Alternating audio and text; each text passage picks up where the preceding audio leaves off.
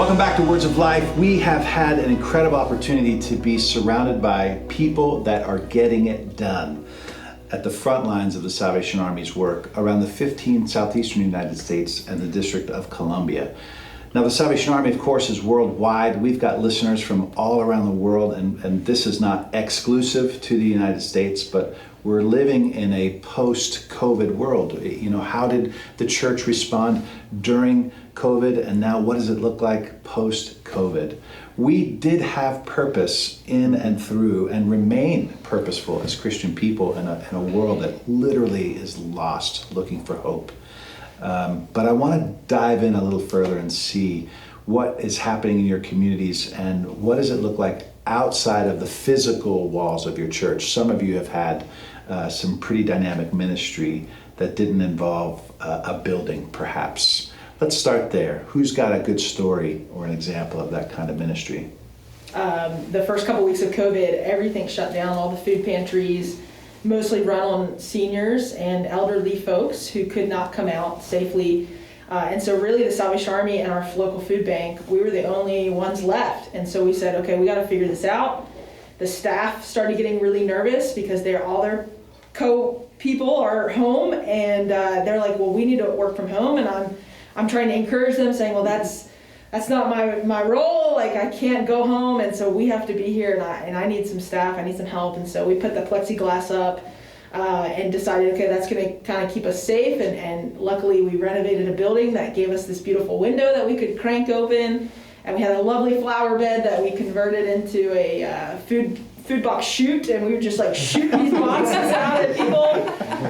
And I think the hardest thing for me was just the compassion fatigue that I think is real. And when you're looking at, I mean, we were doing over 88 to 100 boxes a day, and the people would just come and we'd like yell out the window, "Stay 6 feet apart!" And people would look and say, "I don't believe in the virus," and it was just crazy. But in the moments of that, we realized, number one, we need forklifts, we need ability to move pallets, being in communication with the food bank and making sure that we had food. That became our ministry. And then calling out to the soldiers and saying, you need to come in and help make these boxes up. And a lot of them, that gave them that encouragement, because now they had a mission. They would do their work, and then they would come into the Corps in the evenings and make food boxes. And then, shout out to the payment protection plan. We had a lot of local companies there's a lot of industry in West Virginia, and so these guys weren't working, and to save their jobs, their bosses contacted us and said, hey, can we send our fleet of guys to the Salvation Army to volunteer so that they can still keep paid? And so for the first 18 weeks, I mean, we had anywhere from 3 to 6, guys that are mechanics and engineers in our food pantry saying, well, we're going to help you put these shelves up, and we're going to help install a loading dock, and we're going to do, and so things were just happening faster than we could even move. And so I think through that we saw the community where the Salvation Army was kind of in the shadows, and we kind of just did our own thing, and everybody's like, oh yeah, they do Christmas, leave them. We became number one, and everyone in the city, the mayor, city council, the EOCs were saying, okay, we need to get with the Salvation Army because they're the ones still standing. And the Lord, I think, protected us through that. Amen. It's kind of been on our heart for some time to be more community-based in our approach. And so my wife initially began being more community-based by putting together youth programs in a box. I forget this, maybe it was Club 316 in a box. And so she did that. She did 3 rounds of that, and then eventually we decided to go to one of our local communities Sunday afternoons, and we do praise and worship. I'll do some praise and worship. I'll give a Bible message, right, and then we'll feed them. So we normally feed anyway, but interestingly enough, not surprising, but we a lot of times we'll feed and then we'll pack up, and the bread of life, right?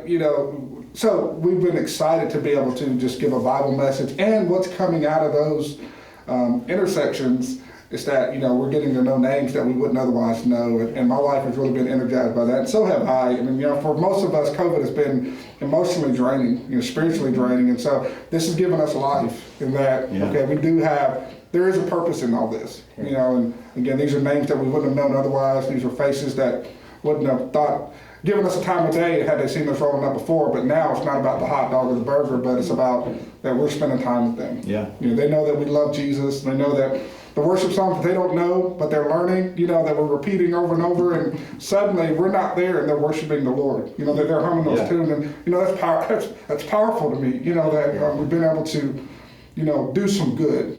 I just want to go along with what Captain Antoine was saying, and for us, on the spiritual side, what helped us was small groups. Mm-hmm. We were blessed to have significant. For us, we're a smaller church. I say a few hundred people, but within that, we had about 11 adult small groups established, and that helped us because we know as a member, me as a member, we see that our pastors and our officers are overwhelmed. Not only with the Sunday morning trying to figure out virtual worship and handling the community side and the food pantry and everything. So how are we as soldiers in our small groups coming around each other to help each other on the spiritual side? Because to add on, okay, now you need to call 200 people, make sure they're spiritually okay, it can be overwhelming for your pastor.